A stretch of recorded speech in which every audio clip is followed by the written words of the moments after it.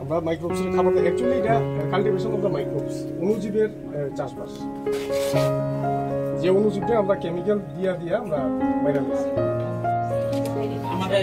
আমার পেটটাই খারাপ হয়েছে কেমিক্যাল খেতে খেতে নাই ব্রহ্মাস্ত্র। আচ্ছা এটা ভালো। আচ্ছা এগুলি কৃষকরা বানাই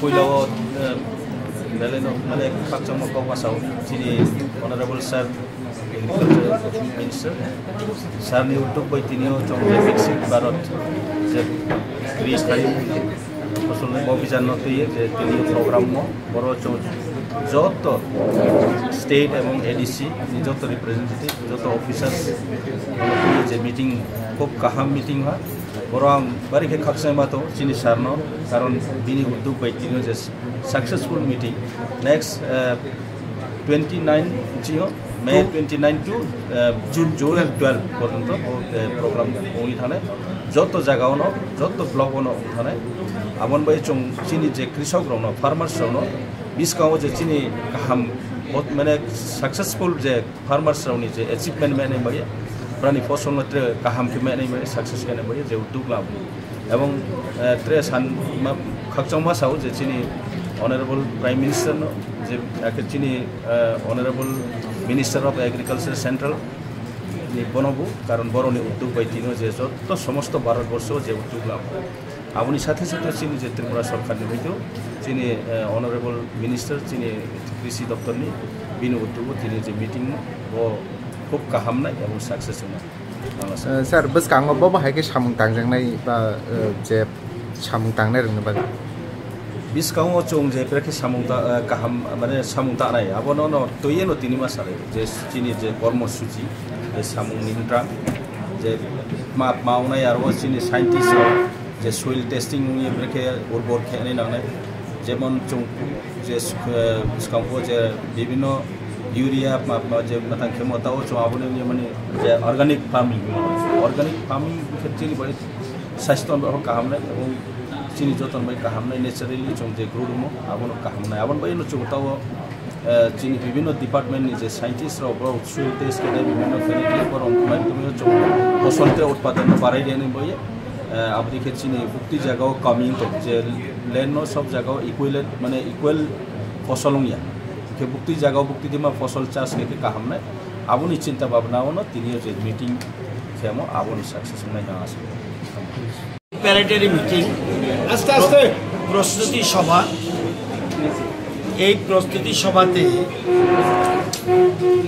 আজকে আমাদের সাথে ছিলেন আমার ডান দিকে যিনি বসে আছেন উনি এডিসি এলাকার কৃষি দপ্তরের মন্ত্রী আমাদের ভবরঞ্জন রিয়াং মহোদয় আমার বাঁ দিকে যিনি আছেন ডাইরেক্টর এগ্রিকালচার এছাড়া এখানে উপস্থিত আছেন জেলা পরিষদের সকল সভাধিপতি সহকারী সভাধিপতি এবং জেলা পরিষদের এগ্রি স্ট্যান্ডিং কমিটি চেয়ারম্যানরা এবং রাজ্য ফার্মার্স ক্লাবের প্রধান যিনি উনিও আছেন ডাইরেক্টর এগ্রিকালচার আছেন হর্টিকালচার আছেন ফিশারি আছেন এআরডিডি আছেন এগ্রিকালচার কলেজের প্রতিনিধি আছে ফিশারি কলেজের প্রতিনিধি আছে ভেটেরিনারি কলেজের প্রতিনিধি আছে এছাড়া আইসিএআর এবং কেবিকের প্রতিনিধি এবং বিজ্ঞানীরা আছেন আমরা 29 মে থেকে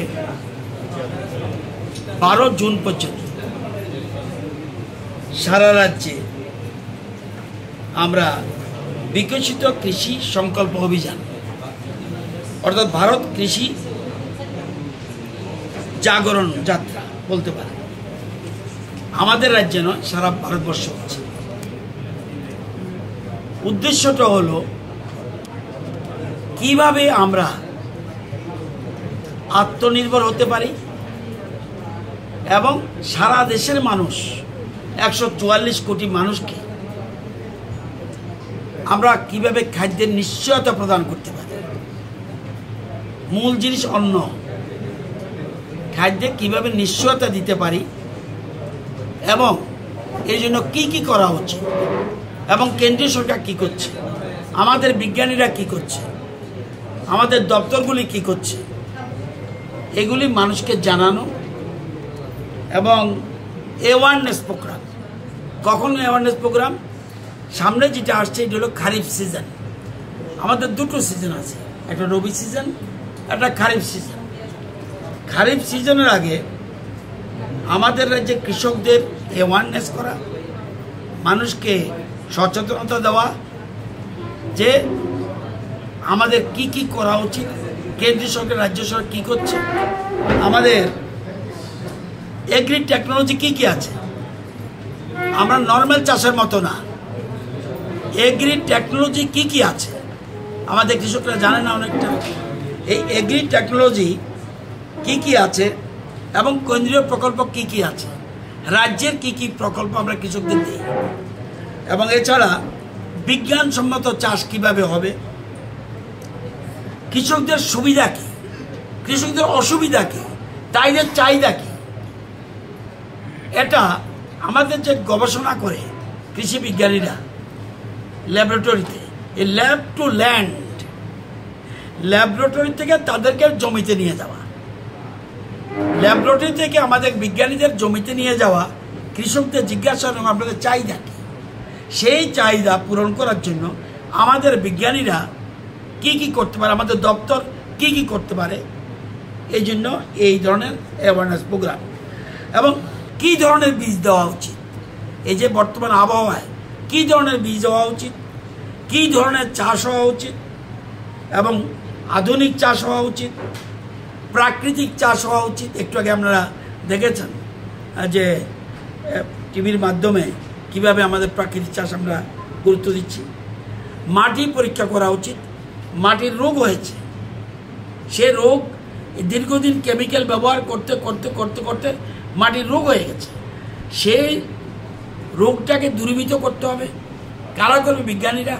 সেই জন্য সেখান থেকে আমরা সয়েল নেব, সয়েল নিয়ে আমাদের সয়েল টেস্ট করাবো এবং সয়েল হেলথ কার্ড দেবো।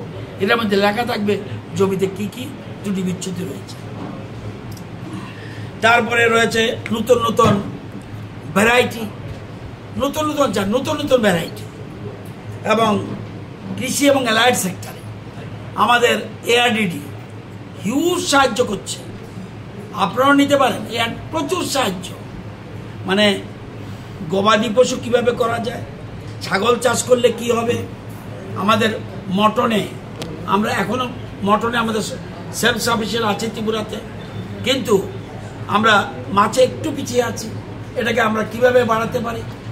আমাদের 3টা জেলা বর্তমানে কৃষিতে স্বয়ম্বর, বাকি জেলাগুলিতে কিভাবে আমরা স্বয়ম্বর করতে পারি? আমাদের 58টা ব্লকের মধ্যে 30টা ব্লক স্বয়ম্বর, 28টা এখনও পিছিয়ে আছে। এগুলিকে কিভাবে করতে পারি? আমাদের প্রাকৃতিক চাষ, একটু আগে দেখেছেন কেন্দ্রীয় কৃষিমন্ত্রী পার্লামেন্টে বক্তব্য রাখছেন, বলছেন সবটাকে প্রাকৃতিক চাষের জন্য বলছি না, জমির একটা অংশকে অন্তত প্রাকৃতিক চাষ করুন।